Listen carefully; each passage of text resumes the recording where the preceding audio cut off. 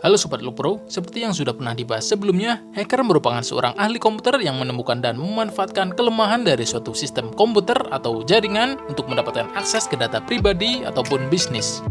Bahkan tak sedikit orang awam yang beranggapan bahwa hacker adalah peluang profesi bagi orang-orang yang memiliki pengetahuan dan keterampilan lebih di bidang teknologi dan informasi untuk mendapatkan hal yang diinginkan dengan cara curang.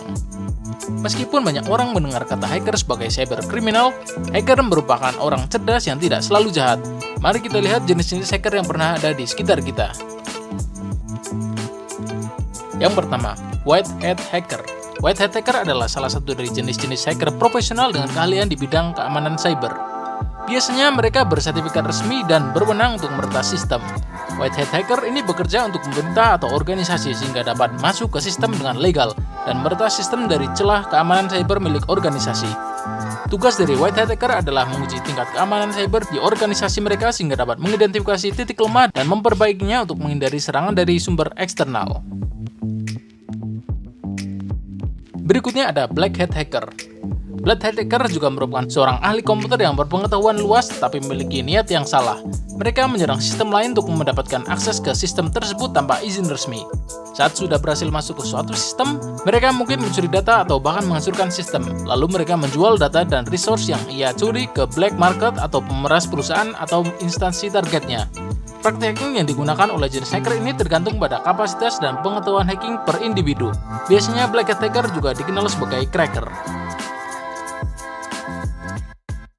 Yang ketiga ada grey hat hacker.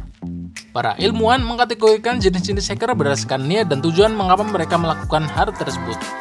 Peran grey hat hacker berada di antara black dan white hacker.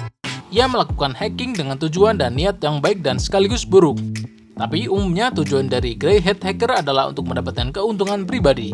Dia membobol sistem komputer tanpa otoritas dengan maksud untuk mengidentifikasi kelemahan sistem dan mengungkapkannya kepada pemilik sistem. Berikutnya ada script kiddies. Script kiddies hacker adalah salah satu dari banyaknya jenis-jenis hacker yang tergolong amatir di bidang hacking. Mereka mencoba meretas sistem dengan skrip dari sesama peretas lainnya. Script kiddies mencoba meretas sistem, jaringan, atau website untuk mendapatkan perhatian dari rekan-rekan sesama hacker. Bahkan script kiddies hanyalah remaja yang tidak memiliki pengetahuan lengkap tentang proses hacking. Salah satu jenis hacking standar yang dilakukan kiddies script adalah serangan DOS atau Denial of Service atau DDoS atau Distributed Denial of Service. Selanjutnya ada blue hat hacker.